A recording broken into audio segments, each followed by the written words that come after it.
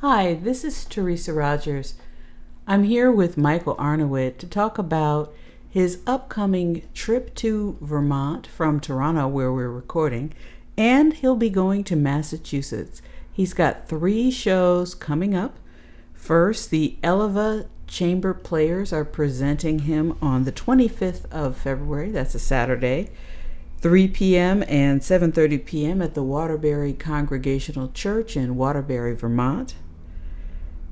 After that, on the 26th of February, a Sunday, at 3 p.m., he'll be playing at the North Hadley Congregational Church in North Hadley, Massachusetts. And finally, on Sunday, March 5th, at 3 p.m., he'll be playing at Bennington College in the Deane Carriage Barn in Bennington, Vermont.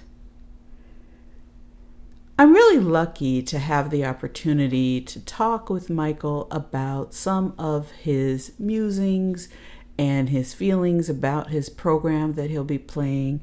And the first of those is My Favorite Fugues by Johann Sebastian Bach. Michael, could you talk to us about your emotions regarding this? Sure, yeah, I just thought to have a concert opener, I would pick 4 of Bach's fugues. Yeah, my favorite fugues was just like a take on, my favorite things, Mm-hmm. the old song from the musical. But yeah, I just selected 4 of my favorites. Fugues are essentially very advanced forms of the old rounds that we knew as kids. Row, row, row your boat, where one voice would come in first, and gradually other voices would come in and make nice harmony with the original voice. And Bach was the greatest at writing fugues, and it's kind of a running theme on the program, as we'll find out in our conversation. But we're going to start my program for this tour with 4 fugues, mostly from the Well-Tempered Clavier, but also one from one of his dance suites. So it shows how he brought the idea of the fugue into his love of the dance world as well. Could you tell me how you represent those fugues with piano? Right, yeah, I said voices, like in row, row, row your boat, you have 4 different voices, but I've got my 10 fingers, Mm-hmm. so I do manage to play, said in these pieces, up to 4 different melodic lines going on. You can imagine Oh, a wow. soprano, alto, tenor, bass. With only 10 fingers. Yeah, well, you can do a lot. Okay. Yeah, and the next on the program, we'll be playing as kind of one of the features of the whole program are some music by the Ukrainian composer Victoria Poleva, and this is a composer of today. So these are very recent pieces that she wrote, like in the last 10 years or so. How did you find out about her and her work? I think I did find out about her on the internet, but it was difficult to reach her. But through an intermediary, we did eventually make contact, and she was super generous and sent me 10 of her piano compositions about a year ago. This was actually just 2 weeks before Russia invaded Ukraine, and just these are unpublished pieces, so I think definitely they're mostly probably premieres in Vermont, Massachusetts, and these places. I'll be playing them most likely, and but I find her music to be just really absorbing, really immersive.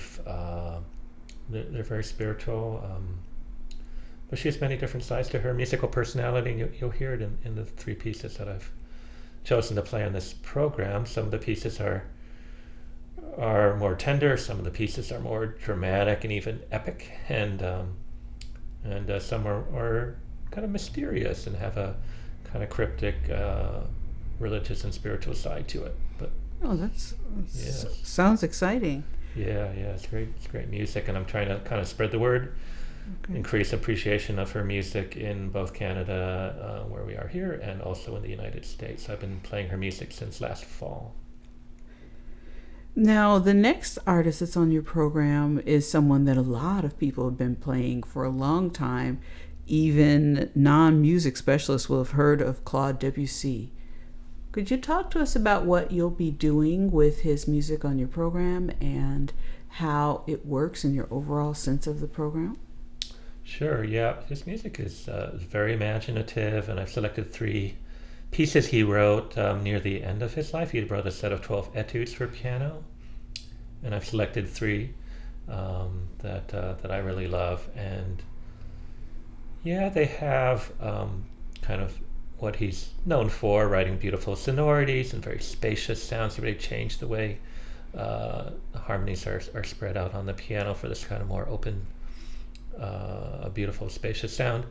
But I think a really underrated aspect of Debussy's music is a kind of people side to it. So he was a very sociable person, and so like when he writes in French, he writes these little adjectives to describe different sections of the music, and in one part he talks about babbling. He actually uses the French word for babbling, and he's not talking about a babbling brook. You might think, oh, French Impressionist composer, he must be talking about like pastoral scenes. Beethoven, yeah, pastoral scenes. But no, I'm pretty sure he's talking about like a person who just babbles on too much, and we all know people like that, right? Yeah, we do. Yeah, we do. Then you're moving to something that embraces a little bit of your heritage as a human being and as a musician. What's going on with your composition, Bibim Bach? Yeah, Bibim Bach. Yeah, this is a mashup of the fugue style, the Bach that you would have heard at the beginning of the program, married to bebop jazz that was, of course, pioneered by people like Dizzy Gillespie and Bud Powell and folks like that. So I've tried to write a jazz fugue, basically. Remember again that the fugue is like a round, so you have one little line starting it just totally by itself, and then a second joins in, then a third, then a fourth, till my fingers get really twisted up. So this combines jazz and classical, so the two major parts of your career as a composer and performer, and then you gave it a name. The title, yeah. Well, it's bebop jazz, and there's a famous Korean food dish that you may have definitely I ate some yesterday. Go ahead. Bibimbap, and bap means rice in Korean, right? Okay. So I originally thought I'd call it bibimbap, but then I thought, I guess I'll do the word play on Bach, so bibimbap. But I think I can only do one word play or the other. I had to choose. Yeah. I have lots of jazz numbers that have the word bop in the cutesy title. Anyway, so. But I think some people might not know that you actually are descended from different immigrants to North America, and that your mother came from actually Seoul, Korea, and that your father's ancestors came from Northeast Europe. So that the title Bibimbap is in a way also good point. So the piece of music reflects your musical heritage, and the title of it reflects your human heritage. Yeah, and actually it's my mother's side of the family, the Korean side, where I have some musicians in the family, and my grandfather's brother was a really renowned conductor and composer, and some of his descendants. I mean, there's a composer, and I think he had like 7 kids. 5 of the 7 kids became musicians. So. That's awesome. So I got some musical blood running through my mother's side, which isn't obvious from my name. But yeah. Then we'll have an intermission, and on the second half, we're going to begin with some very poetic miniatures by Arnold Schoenberg. This is some music from the period of expressionist art, so it's sometimes called expressionist music as well. And these folks were really interested in the unconscious and like our most innermost selves, and so he was actually pursuing an interest in painting at the time. That many people know about that, but so he was friends with Kandinsky and some of the adventurous painters of the day, and you might hear a little bit of that in these pieces as well. But you definitely hear poetry, and it's music I truly love. They're just little miniatures, but I think they really work. Now, after Schoenberg, you're going to go back in time a little bit. Is that right? Yeah, we're gonna spin back to actually the the masterpiece of the program is a sonata that Beethoven wrote near the end of his life. So we heard some music that Debussy wrote near the end of his life. We're also going to hear some music that Beethoven wrote. It's his sonata number 31. He wrote 32 all told, so you can see this is very much at the very end of his life. His health was really deteriorating, and is considered, I think, the most emotional of his sonatas, and there's kind of an element of struggle and of healing and of resurrection, and there's just all these, the feeling of gratitude at the end. It's just wonderful, and he builds into his sonata moments of fugues. So he's paying homage to J.S. Bach. So I thought, so we start the program with some Bach. We have this little thing in the middle of my own Bach mashup with jazz, and then at the end we'll see how Beethoven uses the fugue as these moments of healing from these difficult, he talks about the Klagen der Gesang, which means song of lamentation in German. So he has these amazing moments that are full of difficulty and anguish, but he gets to a good place in the end. It's just a wonderful, one of the greatest piano pieces of all time, really. So happy to play it. Is this one of the pieces that you played when you did that series of Arnowitt Plays Beethoven? Sure was, because I did a long series over 26 years of matching up my age with Beethoven's age, as Beethoven had composed his 32 sonatas. So I certainly played every one, and this was part of the final program. And just on a personal note, so the last three sonatas, 30, 31, and 32, were he wanted them to be published consecutively. So they're Opus 109, 110, and 111. And throughout my life, I did play 109 and 111 a lot, but this is 110. This is the one in the middle. So I was sort of avoiding it. I don't know why, but I've kind of, it's maybe the most performed of those last three that he ever wrote. So I think people will find it familiar, but I definitely have gradually formed an interpretation of it. But it's really taken me a long time. It's quite a piece.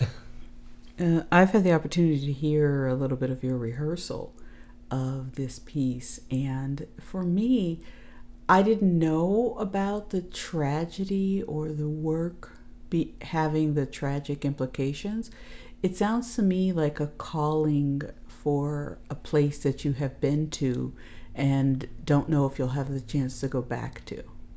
Oh, that's an interesting take on it. Yeah, I mean, one thing I definitely find when I perform is, if you have 100 people in the audience, they have 100 different experiences listening to the music, and that's what's so wonderful about live music. You share what you prepare, but there's a spontaneity and a communal aspect to performing where everybody is sitting there together, and we're all reacting to the music in different ways, even though we're not like shouting at the top of our lungs, this is how I feel about the music, when you're in the audience, but you are having that feeling just like you did when you heard me rehearse. So, well, the people in Vermont and Massachusetts will have the opportunity to experience their personal response to these pieces and your interpretation of them later this month and into March.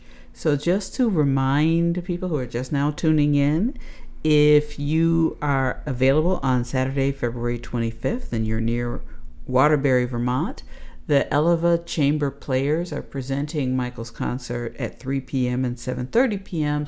at the Waterbury Congregational Church.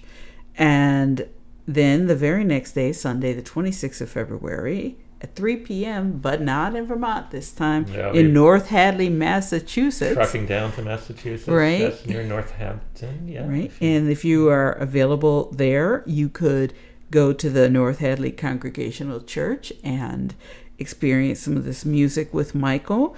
And finally, back in Vermont on Sunday, the 5th of March at 3 p.m., Bennington College Deane Community Barn in Bennington, Vermont, would be your last opportunity in this series to experience Michael's new program, which has some pieces that he's played before and some that will be a premiere in the area, especially those by Victoria Poleva. Thanks. Yeah, it's nice talking with you, and certainly look forward to seeing people at these concerts. And so please come if you can. It's always nice talking with you, Michael.